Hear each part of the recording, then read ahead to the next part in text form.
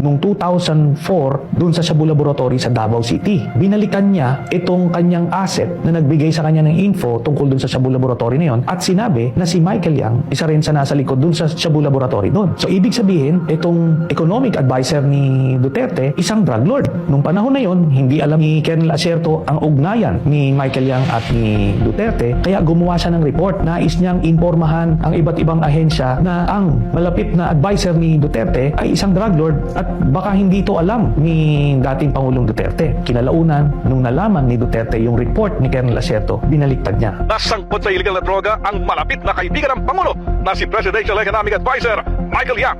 Tinukoy ni Acerto si Yang at isang Alan Lim na nasa likod ng nadiskubre nilang malaking Shabu Laboratory sa Davao noong 2004. Sabihin mo yung Michael Yang lalabas ni Acerto. Yan totoo.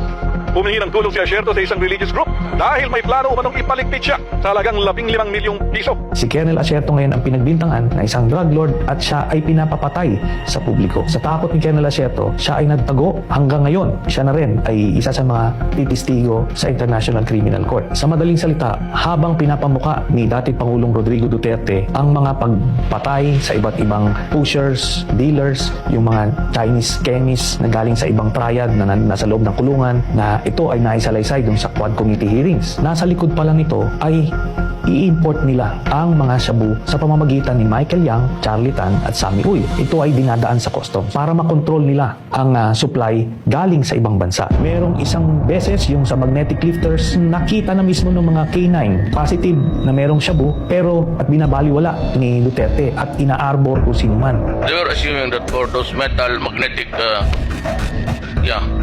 content, so before there was nothing there. It was pure speculation. Ayon sa PDEA, naabutan nilang butas at walang laman ng lifters dahil ay posilit ng droga palabas ng warehouse. Kaya ni isang drug lord ay walang nakasuhan dun sa mga tuneto-niladang mga na-import na shabu. Ang nagpapasilitate nitong lahat, unang-una si Pulong Duterte, ang kanyang son-in-law na si Mans Carpio, ang Customs Commissioner ni Canor Faildon, at 2003 nung nakilala ni Mr. Las Cañas si Michael Yang, Sammy Uy at Charlie Tan. Ito ay inendorso sa kanila ni Duterte na poproteksyonan nila. Nakita nila na itong mga Chinese drug lords na ito nag-i-import ng mga chemicals na pangbuo ng mga shabu. Ito ay nag-i-export papunta sa ibang bansa, ginagamit ito pang supply, pambenta. Ito ay rape ni then Captain Acerto at pinagpapatay nila yung mga Chinese chemists na nandoon. At meron pa silang inilabas na siyam na Chinese na galing din doon sa Shabu Laboratory na inutusan sila ni Duterte na patayin lahat.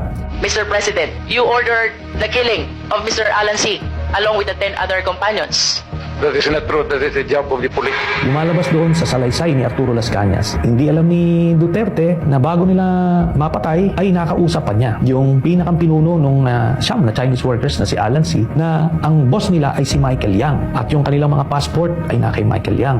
Another important observation, Mr. President, Alan C. said that his passport was taken by the operatives, while the 10 others, ang sabi po nila, hawak ng employer nila, and the employer was named as Michael Yang. What can you say about this? Nothing to do with it. Wala akong pakialam dyan.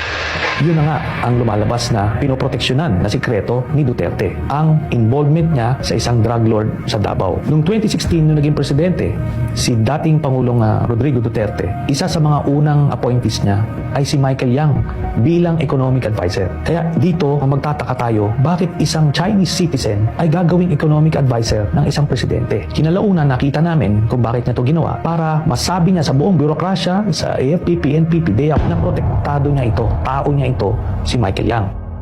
Noong 2017, ito na ngayon si Colonel Acerto. Siya yung Captain Acerto na nag-raid